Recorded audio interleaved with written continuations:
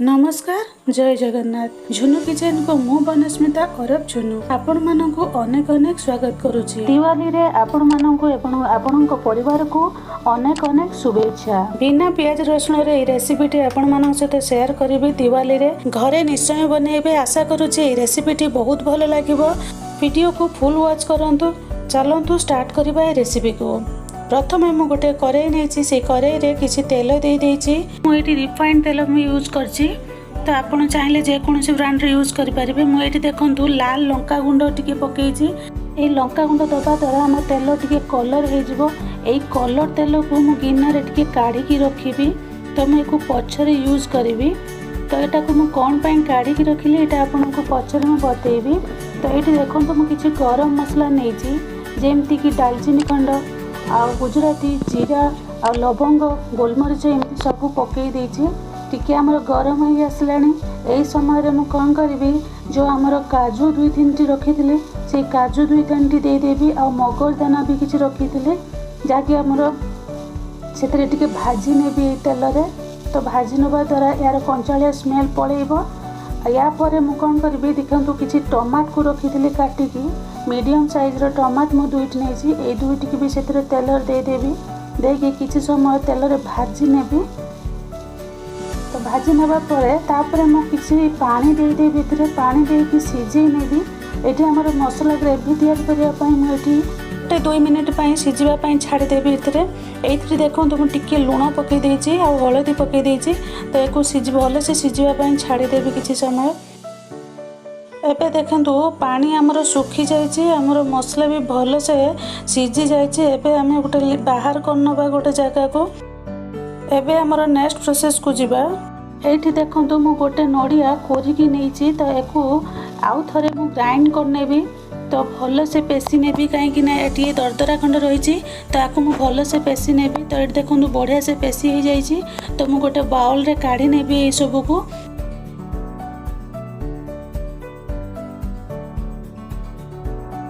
एठी मु गोटे जिनस यूज करछि देखंतु ए बेसन किछि देछि। ए बेसन को मु किछि समय भाजी की ताकू रखिथिले से भजार मु से 2-3 चम्मच पाखा पाखी नेछि।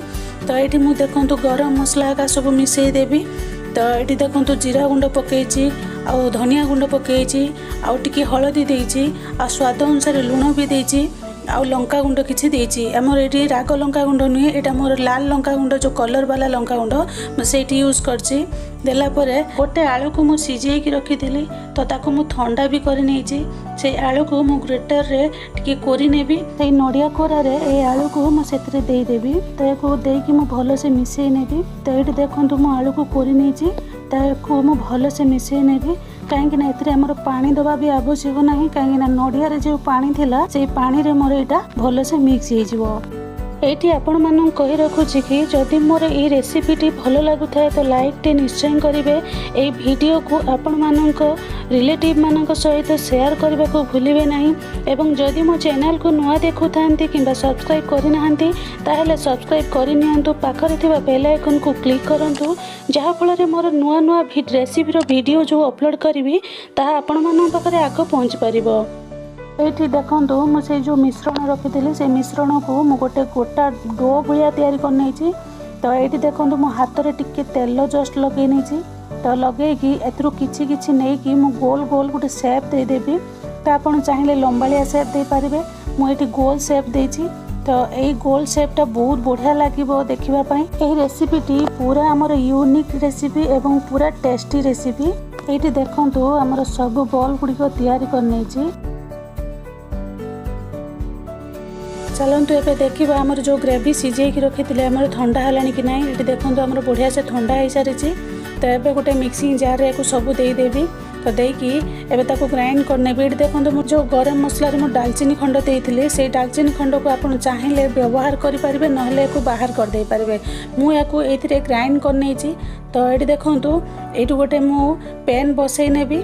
तो ए पैन रे किछि तेल देई देबी जहा कि हमर बेसी तेल देबिनी। मु अल्प तेल 4-5 चम्मच पाखा पाखी देबी।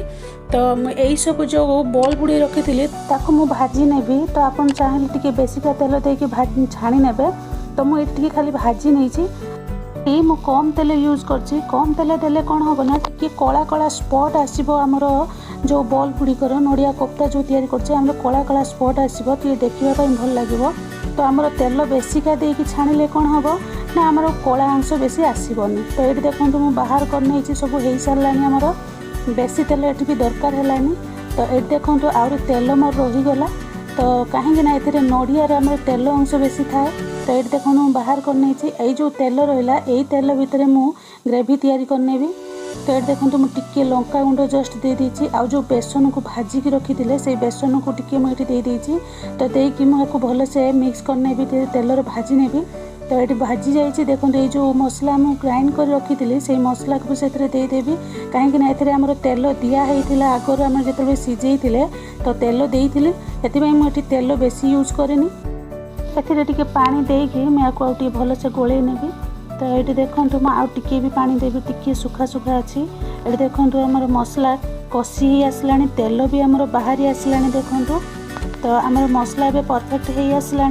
ये मसला कषिबार जो बास्ना आसूची बहुत सुंदर बास्ना आसूची आपन भी विश्वास भी करि परिबेनी एते सुंदर बास्ना। आमर जो बेसन देथिले से बेसन रे भी बढ़िया बास्ना से बेसन रो बास्ना बहुत सुंदर आसूची। तो ये देखो मु आउ टिके पानी दे देबी। पानी देकी टिके माने आमर जो मसलाटा सुखा सुखा हो जाइतला तो सेति मु आउ टिके पानी दे देली।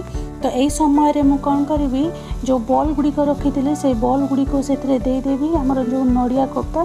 तो ये देखो मुझे दे सब नड़िया कोफ्ता को देकी भल से गोले नेबी। तो गोले कि किछि समय पर्यंत या छाड़ी देवी। तो आमर बॉल गुड़िक आमर जो मसला रही से मसला गुड़िक टाणी नब। तो ये देखो मुझे सब गोले नहीं ये गोटे जिनस भूली जाइए। तो ये देखो मुझे गोटे चीनी गोटे चामच ये देती। तो देकी मुझे भल से गोले नेबी आउ टिके चीनी दबा द्वारा आमर ग्रेवीटा बहुत बढ़िया टेस्ट आसीबो। तो जेहेतु आमर ये काजू देइचंती क्रीमी क्रीमी अंश आसीबो तो बहुत बढ़िया टेस्ट आसीबो।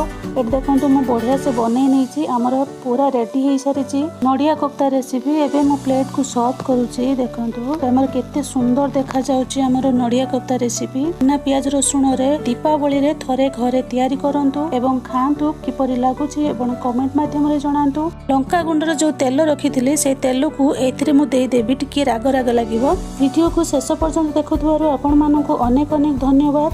पुणी देखा आउ एक वीडियो रे रहिली। नमस्कार, जय जगन्नाथ।